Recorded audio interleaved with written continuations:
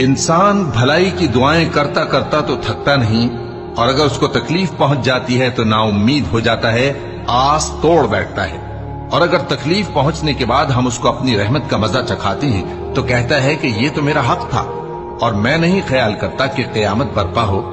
اور اگر قیامت سچ مچ ہو بھی اور میں اپنے پروردگار کی طرف لوٹایا بھی جاؤں تو میرے لیے اس کے ہاں بھی خوشحالی ہوگی۔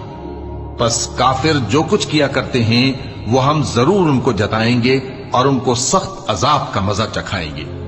اور جب ہم انسان کو نعمتوں سے نوازتے ہیں تو وہ منہ موڑ لیتا ہے اور پہلو پھیر کر چل دیتا ہے، اور جب اس کو تکلیف پہنچتی ہے تو لمبی چوڑی دعائیں کرنے لگتا ہے۔ کہو کہ بھلا دیکھو تو اگر یہ قرآن اللہ کی طرف سے ہو پھر بھی تم اس سے انکار کرو تو اس سے بڑھ کر کون گمراہ ہے جو حق کی مخالفت میں دور نکل گیا ہو۔